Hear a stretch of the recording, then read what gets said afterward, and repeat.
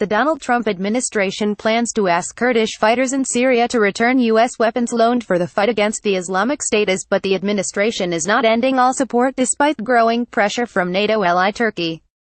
The message from White House and Pentagon officials on Monday appeared to walk back assertions from Turkey's top diplomat that Trump had promised to cease support to Kurdish elements of the Syrian Democratic Forces SDF. Turkey considers the group's Kurdish faction, the People's Protection Unit's YPG, to be a terrorist group. Once we started winning the campaign against IS, the plan and part of the process is to always wind down support for certain groups. White House spokeswoman Sarah Huckabee Sanders said at a briefing on Monday. Now that we're continuing to crush the physical caliphate, we're in a position to stop providing military equipment to certain groups. That doesn't mean stopping all support of those individual groups. One U.S. official told Al-Monitor that the Pentagon never sought to provide permanent arms to YPG factions of the SDF, but rather loaned them out for the duration of the conflict against IS in Syria. Throughout the operation, the Pentagon declined to put timelines on the months-long battles to take back control of Raqqa and other Syrian towns, which proceeded more quickly than anticipated.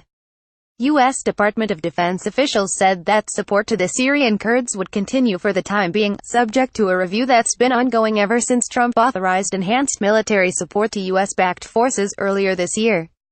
Recently, the U.S. government provided communications equipment to the Raqqa Internal Security Force, a Kurdish and Arab police unit charged with stabilizing the area after the fall of IS, and coalition officials say they have received no orders to stop giving out Pentagon equipment in Syria. "We are taking a hard look at the adjustments that need to be made to support our Kurdish partners," said Col. Rob Manning, a Pentagon spokesman. Over the summer, the U.S.-led coalition to defeat IS said it had set up a monitoring database complete with serial numbers in an effort to keep weapons delivered to the YPG out of the wrong hands. So far, there have been no changes to the levels or types of support that we are providing to the SDF, a coalition official told Al-Monitor.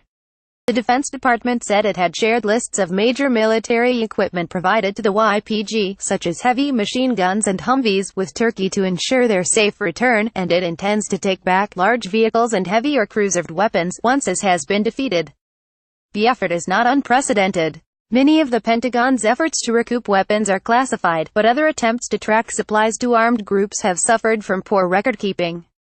In May, Amnesty International obtained a U.S. government audit that faulted the Army for failing to properly track more than $1 billion in equipment destined for the Iraqi Army, Shiite militias and Kurdish Peshmerga forces.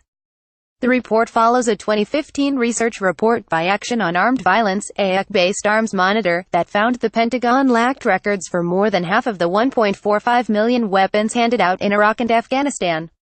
And in the early 1990s, the CIA spent millions of dollars in Afghanistan to recover Stinger anti-aircraft missiles given to jihadi groups during the conflict against the Soviet Union, with limited success. More recently, the Pentagon said it had been able to recuperate some heavy weapons from Shuhada al-Qaryatayn in Syria after the United States cut ties with the group because it decided to take on pro-Bashar al-Assad forces rather than focus on IS. U.S. officials, however, said they were unable to recover trucks and other material handed out to the group. With those problems in mind, getting weapons returned to the United States from the YPG, and keeping them away from militant groups such as IS, will be easier said than done, experts say.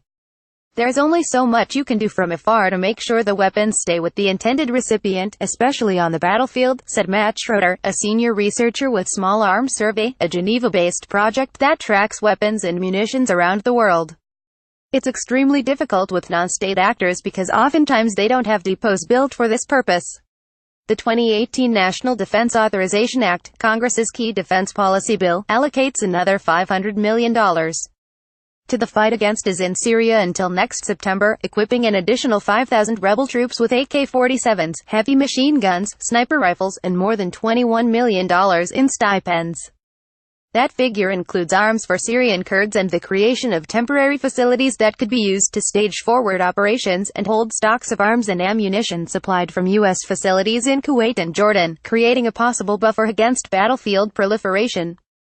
But with IS nearly defeated on the battlefield, Pentagon officials say they are not sure how much of that money they will ask Congress to appropriate.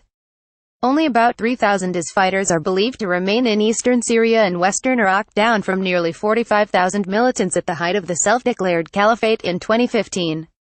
The effort to recoup arms from the YPG could also be made more difficult as Russia pushes for a political settlement in Syria that would empower President Bashar al-Assad. The Syrian leader has sought to reassert control throughout the war-torn country, including in Kurdish-dominated areas in the north that are eyeing more autonomy from Damascus. These people fighting for their perceived freedoms, are they going to hand back their guns? Asked Ian Overton, the executive director of Action on Armed Violence and the leader of the 2015 survey of U.S. arms delivered in Iraq and Afghanistan. The effort to recoup the weapons could shed light on the Pentagon's classified accounting procedures, said Overton, giving Congress and independent watchdogs a better sense of U.S. arms policy. He said that prior Pentagon policy has focused on arming nation-states that can track and monitor equipment, as opposed to non-state actors. The question is, where are these loans recorded? Overton told Al Monitor, it opens up a whole new Pandora's box of how the United States is arming groups around the world.